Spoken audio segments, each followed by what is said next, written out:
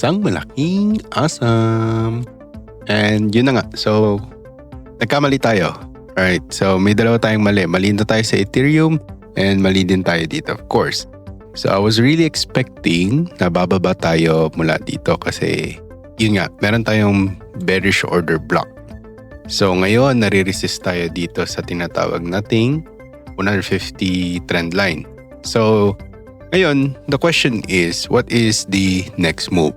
So, for me, if i-assess natin yung recent moves na nangyayari, okay? So, tulad ng sinabi ko, Bitcoin just closed bullish on a daily chart. So, ito yun. That was yesterday. But immediately, faces a critical bearish order block acting as a resistance, which is this one. Okay? So, this means that the market sits at a delicate balance point. So, ano ibig sabihin nun? Either it respects yung ating bearish wall and pulls back, baga bababa siya tsaka lang tumatutupad papuntang 104 or ma-magnetize tayo nitong 150 moving average. And ang mangyari okay, we go above and reclaim dito sa 113. Pag nabasag natin itong mga moving average na to at mag-sit above tayo dyan, what happens is we can go up. So nakita nyo naman yung ating previous video. Kung makikita nyo dun sa thumbnail natin is nakalagay doon na parang babagsak talaga tayo. So dito yon sa ating previous video. Kung makikita nyo sa ating thumbnail na parang gusto nyong bumagsak. So which is very misleading, which I apologize kasi binawi ko siya agad nung nakita ko yung ating magiging next move, which is, sabihin natin, dito sa Discord natin. Okay, so sinabi ko, time to short term long. Okay, pwede nyo nang ilong, ibig sabihin ko. Which yun ngayon nangyari kasi hinabol lang natin yung ating moving average dito. Yan yung nangyari sa atin. But, like I said, okay, dito, ngayon, ang nangyayari is meron tayong bearish order block.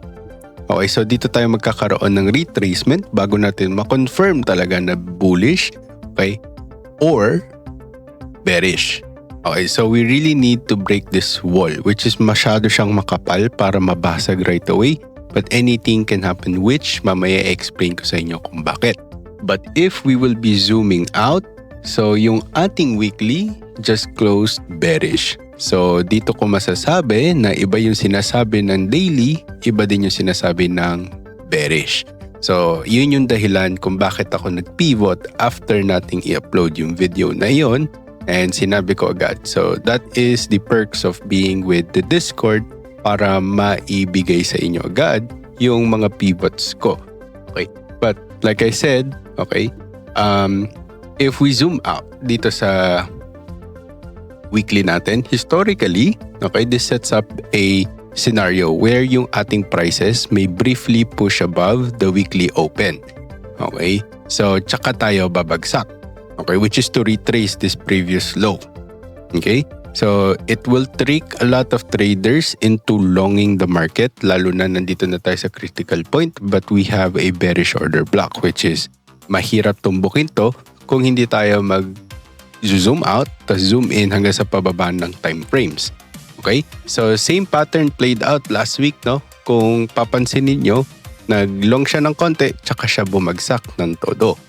Okay? So, the implication is very clear. Okay? Unless yung Bitcoin natin mag-reclaim nga doon sa mga zones or levels na sinabi ko. Okay? But the bias remains bearish on a higher time frame. It means, okay, it really wants to be dragged down, which is dito. So, tingnan natin kung yun yung talagang gustong mangyari ng market. Minsan, kung ito talaga ang gusto ko, okay, hindi talaga nangyayari. Pero, right now, with the technical analysis sa 1 week, yun yung sinasabi niya. Pero, dropping to the 1 hour chart, babalik tayo sa 1 hour, okay, it shows a more bullish flavor. Okay, so, we are in a favor of bullishness for now. Okay, so yung Bitcoin natin sits inside a fair value gap na tinitignan natin, a technical area where, okay, yung price natin often bounces. Okay, so we really need to have a strong close within the day hanggang tomorrow para masabi natin na we are in a bullish. But until then, okay, sabihin natin hindi tayo mag-close above 113,200, we are not bullish. Okay? And to consider, kahit yung weekly natin, okay, hindi ko masasabi na bullish tayo kung hanggat hindi tayo nagko-close sa 13,200 or 113,200.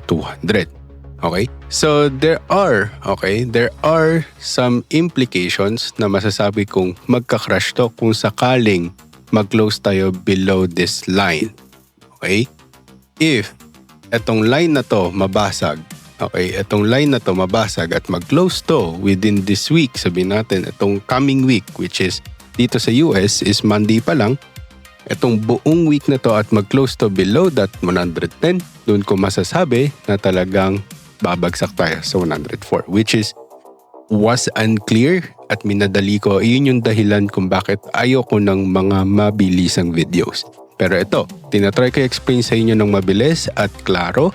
Pero yun nga, sana mahimay ko to sa inyo at maibigay ko pa sa inyo ng libre ng in a live video. Pero yun nga, nandito tayo sa punto na paulit-ulit ko sinasabi na discipline always rules. You really have to watch this market as the market is at a brink kung saan bubuhos na naman po yung volatility. Pero if the resistance holds and no bullish change of character prints, long are going to be invalid. Kasi may mga conditions tayo na kailangan mag-align. Otherwise, it's gonna chop and it will induce a lot of frustration sa market, leading to a lot of bearishness. Pero tulad ng sinabi ko, winarningan ko na kayo, today is not a high probability trading day. Yun yung masasabi ko. The only macro news na ating makikita or kung titingnan nyo dito sa website natin na ito ay Chinese yuan update only, which has a little direct impact sa Bitcoin natin. Pero tulad ng aking palaging sinasabi sa inyo na ang mga magiging big catalyst natin dito for now is going to be fundamentals or macro newses, and this will drive the prices or may drive the prices even to sideways or consolidation. And this is going to be a perfect concealment para sa mga accumulators or yung mga whales din na magsibili or magposition ng kanilang mga gems lalo na sa ganitong time ng market. The real volatility will arrive later in this week with the US job data. This Friday's job release could decide the next major leg move for Bitcoin. Pag strong yung ating report, likely it will hurt the Bitcoin, implying few rate cuts of course, and it will have a tighter liquidity. And yung mga risk-off assets natin ang aaray malimit dito. At syempre, pag weaker yung report natin, on the other hand, definitely it will fuel hope or aggressive Fed rate cuts, which will signal a green light para sa ating crypto to pump. At para i-summarize lang sa inyo kung gaano sensitive tong ating month of October is kahit isang macro data point lang, it will define the next monthly trend. Kaya dapat huwag kayong umalis sa cryptocurrency. Para bigyan lang din kayo ng linaw or historical perspective, the 2017 fractal rhymes eerily with 2025. At paulit-ulit ko na to sinasabi sa inyo nung nakaraan, yung panic around natin sa Bitcoin or Bitcoin cash split ay nagresulta ng market tumbling. So in reality, yung holders natin just receive free Bitcoin cash, tapos bigla na lang nawala yung takot and Bitcoin natin nag-skyrocket, and today's pattern naman po natin shows the similar consolidation breakdown. Tapos masusundan ng reclaim, then setting up for a parabolic